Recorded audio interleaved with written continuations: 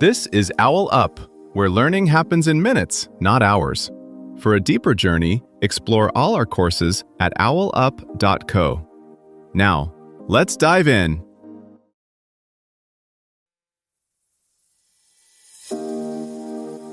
Chapter 5 of Parenting Teens Without Losing Your Mind. Emotional Connection, Keeping the Bond Strong. In this chapter, you'll learn: identify ways to maintain emotional connections. Let's dive in.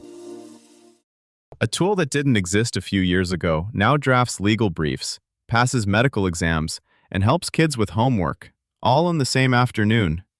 Yet, it doesn't think or understand the way we do.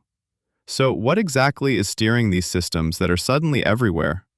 In the last episodes, we pulled apart how LLMs are built and why they can sound so confident and sometimes be so wrong. Now we shift from how they work to what they're about to change. Within just a few years, models like these are starting to sit in the middle of everyday workflows. Doctors use them to scan patient notes for subtle warning signs. Traders use them to digest earnings calls faster than any human team. Teachers lean on them to customize explanations for a struggling student while the rest of the class moves ahead. We're moving toward a world where most digital tools might be LLM first.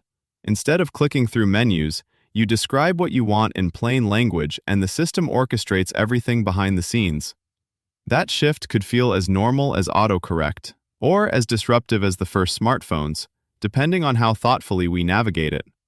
Hospitals, banks, and classrooms are starting to treat these models less like gadgets and more like quiet teammates in the background.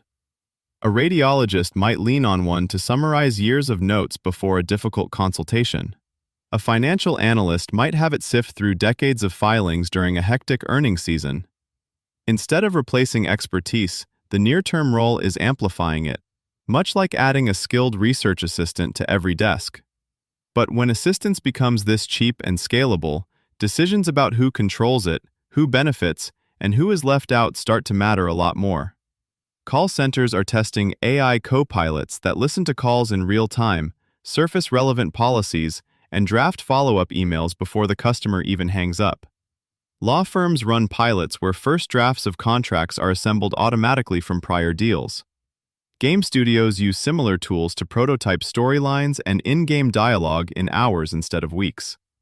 These aren't distant future scenarios, they're early signals of a pattern. Text and code are becoming programmable at the level of intent, not keystrokes.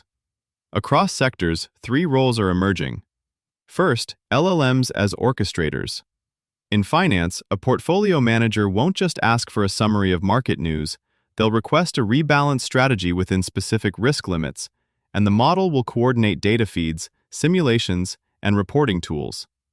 In hospitals, an instruction like, "Prepare this patient for discharge tomorrow," could trigger checklists, schedule follow-ups, and generate layperson-friendly instructions, all mediated by language. Second, LLMs as translators between humans and complex systems. Enterprise software is littered with features many teams never touch because they're hidden behind jargon and menus. A conversational layer can expose that dormant power. Set up a quarterly compliance report for these regions becomes a precise configuration change across multiple platforms without the user ever learning each interface. Third, LLMs as partners in exploration.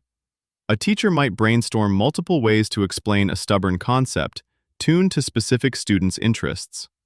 A small business owner could experiment with marketing angles, pricing tiers, or customer support scripts, rapidly iterating on ideas before committing time or money. All of this depends on careful boundaries. Many organizations already run models on private infrastructure, restrict which records can be accessed, and log every AI-assisted action. Regulation is starting to catch up, especially around sensitive sectors like healthcare and finance, where audit trails and human sign-off are mandatory. The next leap won't just be smarter models, it will be tighter integration. Expect tools where you don't use an LLM as a separate step. Instead, the LLM quietly coordinates your calendar, documents, codebase, and databases in the background, turning loosely worded goals into concrete, multi-step workflows.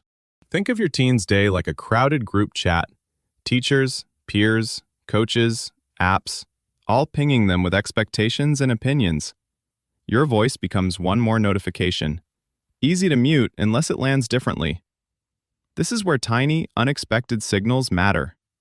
Leaving a sticky note that says, "Rough week, tacos tonight, your choice of playlist," can feel safer than a face-to-face probe. Sharing your own small screw-up, "I totally blanked in my meeting today," models vulnerability without turning the spotlight on them. Even silent rituals help. The same snack after late practice, a shared show where you mostly react with raised eyebrows instead of commentary. These predictable touchpoints tell their nervous system, "Here, you don't have to perform." When they do open up, experiment with one beat of extra curiosity. Is there a part of this you haven't told anyone else? That gentle, optional doorway can invite the deeper layers they usually keep off limits. A strong bond now doesn't just make the teen years smoother, it quietly reshapes their future default settings. As tech starts flagging stress in real time, through wearables or even AI nudges, you'll have more chances to step in early, like adjusting a thermostat before the room overheats. Think of your relationship as the home's insulation, mostly invisible, but it determines how much outside weather gets in and how quickly everyone warms back up after a storm.